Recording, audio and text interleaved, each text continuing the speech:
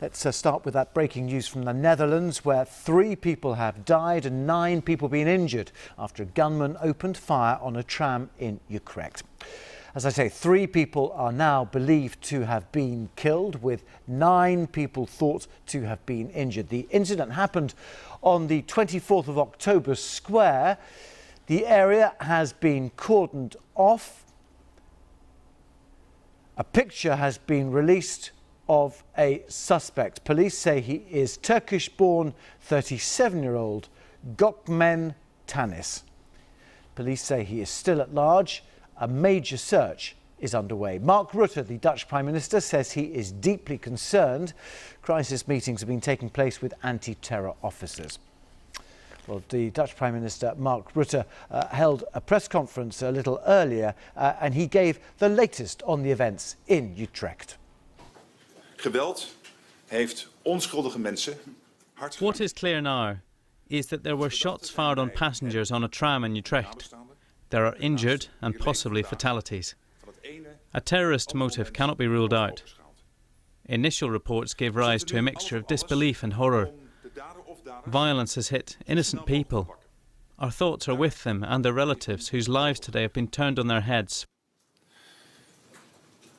Een daad van terreur is een aanval op onze beschaving. An act of terror is an attack on our civilization, on our tolerant and open society. If this was indeed an act of terror, there can only be one answer, and the answer is the rule of law. Our democracy is stronger than fanaticism and violence. We will never give in to intolerance. Never. Dutch Prime Minister Mark Rutte. Let's go to the Netherlands and speak to our correspondent Anna Holligan, who is at the scene. The number of dead, though, has risen, unfortunately, Anna, in the past hour. Confirmed by the local mayor of Utrecht. 3 people killed during this attack on the tram, which you can see just behind us here, surrounded by the police ticker tape. 9 others seriously injured. The trauma helicopters were deployed immediately. We're hearing more now about the suspect here, a Turkish-born man, 37 years old. There are reports he has had some dealings with the police in the past, but none of them appear to have been terror-related. The manhunt is still underway here. There's a constant buzz of helicopters overhead.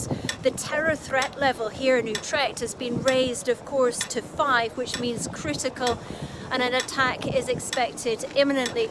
That's just here in Utrecht, though. The rest of the country remains at 4, which means an attack is highly likely. Now, the Netherlands, of course, familiar to most people as a peaceful country, but last September there were 7 arrests in connection with this counter-terror operation. And there have been attacks, of course, in France, in Belgium. And so there has been a feeling here that the Netherlands was quite lucky not to have experienced anything like this in the past. Once again, we should say this man has been identified, the key suspect here has been identified as a 37-year-old man, and people are being asked not to approach him. The manhunt is underway, and here in Utrecht people are being asked to stay inside. I'll just show you the roads around here. They've all been cordoned off.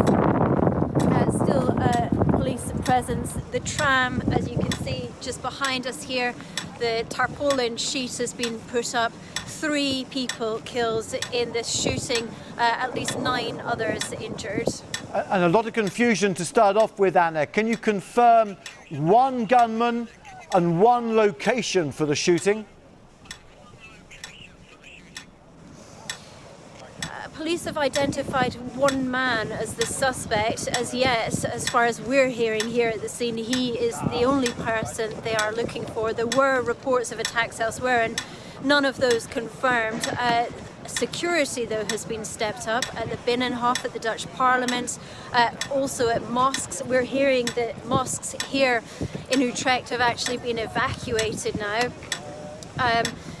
And the Foreign Office, the British Foreign Office, is warning people who are travelling to the Netherlands to remain vigilant.